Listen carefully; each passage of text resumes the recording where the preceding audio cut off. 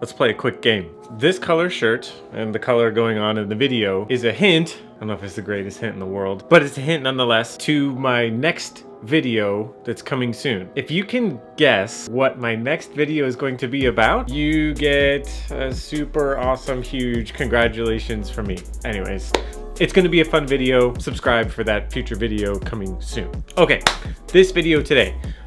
This one I'm super excited about because I'm finally going to show you what we have done with our B6.1 over here. I'm gonna go through the car, show you guys everything that I have in it, and then give you my thoughts and opinions on what I think about it compared to the B6 and just what I think about it as a car in general. So as always, here's a quick edit. Hope you guys enjoy. I'll be back in just a second.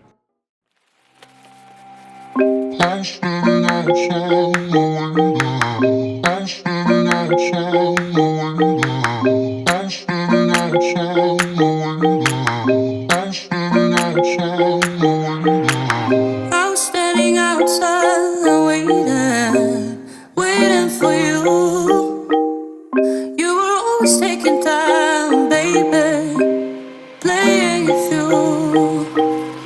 I was calling out your name, with my eyes on the wall.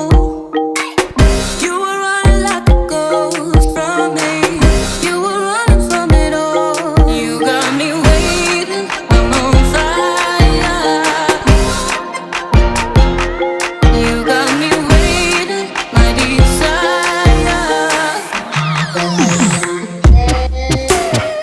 Keep on moving to the purpose now, to the end day. Did I do my intro? I'll do it real quick in case I didn't. Hey guys, welcome to the video. My name is Ryan. In this video today, we're jumping into this B6.1. Running through the car here, showing you all the major components and upgrades that I've done so that you guys can know what I've done and maybe you're looking for some input on some upgrades that you can do to your B6.1. Our motor platform, speed controller, servo has all stayed the same for the most part from my B6. All that stuff is just gonna drag and drop into this one. No issues there in case you didn't know. I'm using the Hobby Wing XR10. This is the 80 amp version. I think they refer to this as the Pro Stock ESC.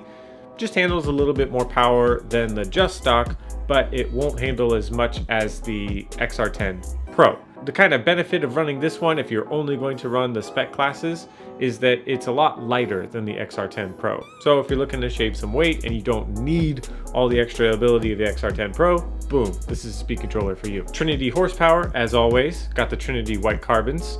The 4000 milliamp batteries have great internal resistance, probably the best out of any of the batteries that they offer in the 2S Shorty configuration. The Trinity Monster Max, this is the certified edition with the super cool, ultra fast black end plates on there. Just going for that whole murdered out look.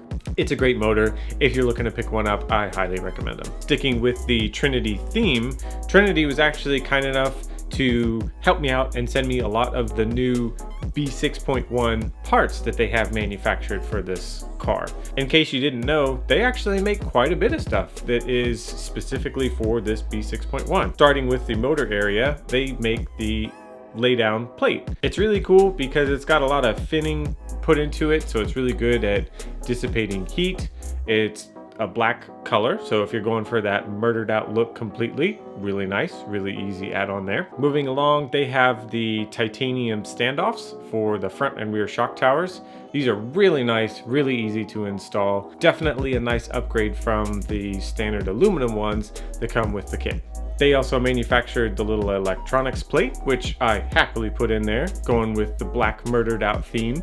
It was a nice little addition, fairly unique to the B6 car, I might be mistaken, that the little plate with the 4 little screws on the bottom, the whole thing pops right out. So if you're going through and doing a heavy duty cleaning and you need to get the electronics out of the way, makes it super easy. You just pop the whole thing right out, do what you need to do, pop it all back in. Continuing with the styling of the vehicle, we have a lot of the J Concept stuff on there. Starting with the obvious, we have the J Concepts body.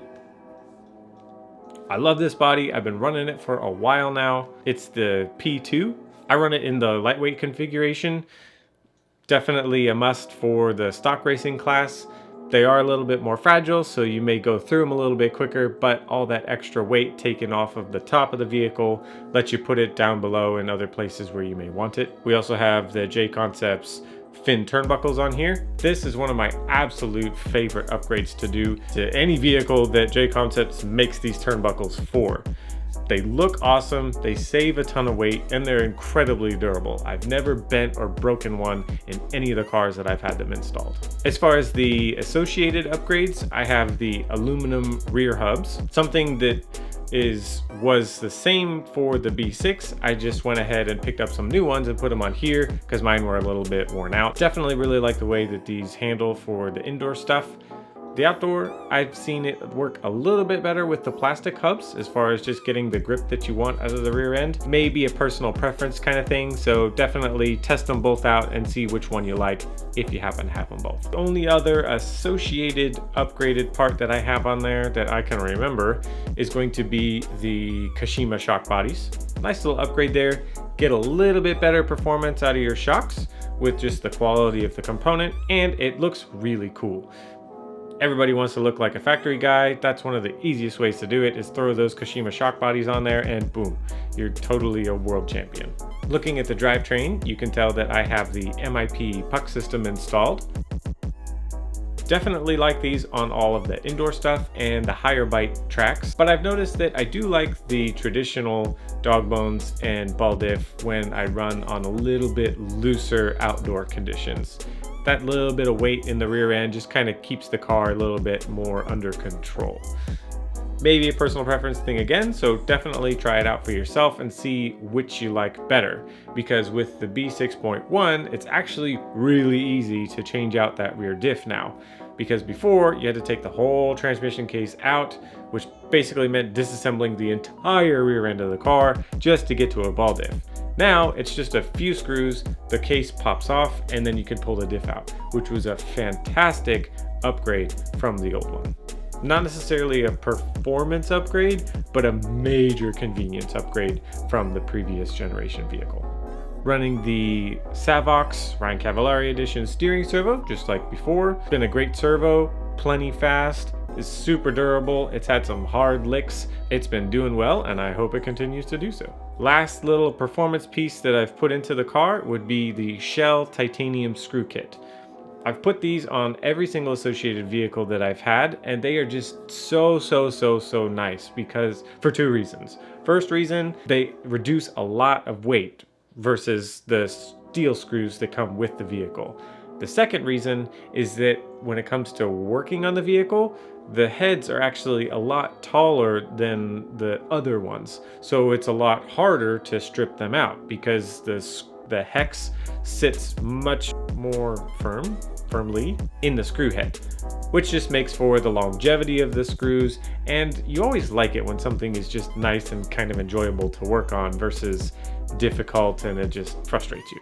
Definitely a must upgrade, in my opinion, if you regularly maintain your vehicle and you want it to look cool, because they look great. Last J-Concepts piece would be the JC Dirt Webs. The track that I went to most recently, and the one that I will be going back to again soon, is currently most ideal with this tire combo on there. The track is a little bit more higher bite condition track towards the end of main day. It's a little loose in the morning, but they definitely work fine as long as you stay in the groove. Such a versatile tire. Most of you guys already know, I don't need to preach about it, but if you haven't tried it and you're at an indoor track that's fairly high bite, I definitely recommend it. Probably you would want to grab the J-Concepts Dirt Webs in the gold compound. Those are perfect for most indoor high bite tracks. Super easy to drive, plenty of forward bite, plenty of side bite. It's just a great all-around tire for those types of tracks. Okay, so that's everything that I have in the car. Now I just wanted to give you my quick opinion on how I feel with the car versus the last one. Now, if you go back even further, when I first started my YouTube channel, I made this video here about TLR versus Associated. And it was actually the first video where I set the camera up like this and I wanted to give you guys my opinion. I was not sure that it was something that would be received well, but I wanted to do it anyways in case it helped somebody out there. So here we are, almost 2 years later since a switch from TLR to this now, I've been very happy so far. What I initially liked about the B6 was that it did what I wanted. I didn't feel that way with the other car I had at the time.